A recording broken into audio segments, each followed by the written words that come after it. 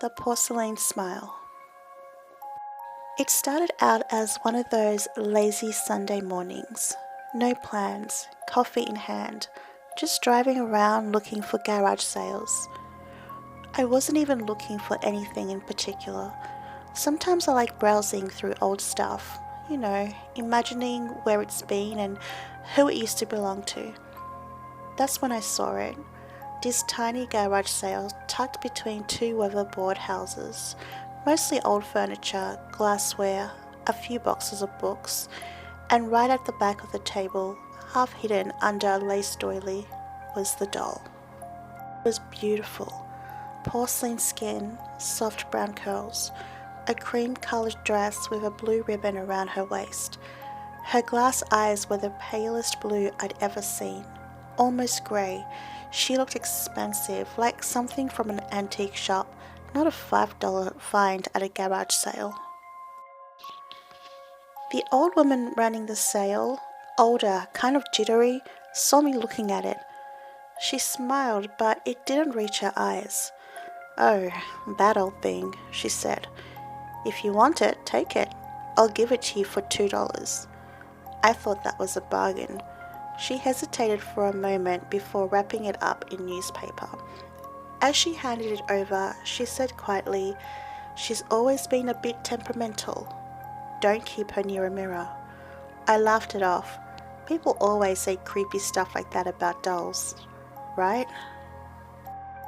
When I got home, I set her on my shelf in my bedroom.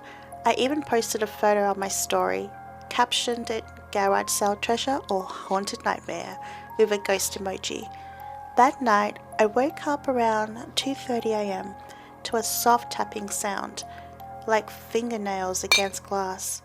At first I thought it was branches against the window, but the sound was coming from my dresser. The doll was facing the window when I'd gone to bed, but now she was turned toward me, her head slightly tilted. I told myself I must have bumped the shelf earlier, but then I noticed her hands. They were resting differently. One was raised slightly, as if she'd been pressing it against something. I didn't sleep much after that. The next morning, I found her on the floor, face down, one porcelain hand cracked. No one else had been in my bedroom.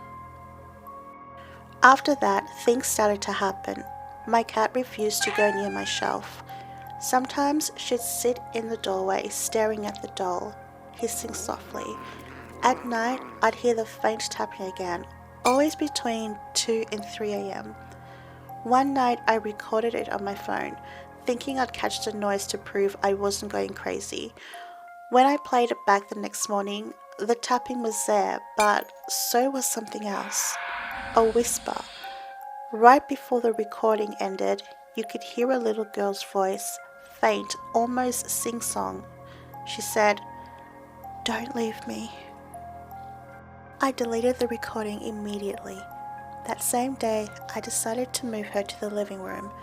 I figured maybe I just needed distance. But that night, I woke up to the sound of something rolling onto the floor. When I turned on the light, the doll was back on my bedside table. I remember shaking and whispering, "How did you get here?" like she was going to answer. Next morning, I went back to the address from the garage sale. The house was empty, boarded up. I asked a neighbor about the woman and she said, "Oh, that place. It's been vacant for months. The owner passed away before winter." I told her I'd spoken to her just a few days earlier. The neighbor just frowned and said, "That's impossible." That night, I wrapped the doll in a towel, stuffed her in a box, and drove to the nearest donation bin. I dropped her in, slammed the lid shut, and drove away. For the first time in weeks, I actually slept, but when I woke up the next morning, there was something sitting on my bed, wrapped in that same towel. The doll. Her head was tilted again, but this time, the crack on her porcelain hand was gone, perfectly smooth, like it had never been broken. I don't keep her in the house anymore. I tried burning her, she didn't even char. I tried burying her. The next morning, she was on my front step covered in dirt. Now she sits in a sealed box in the back of my closet. I hear faint tapping some nights, but I've learned to ignore it. I don't open that door anymore. And sometimes when I walk past the mirror in my hallway, I swear I see a little blue ribboned dress standing just behind me, smiling.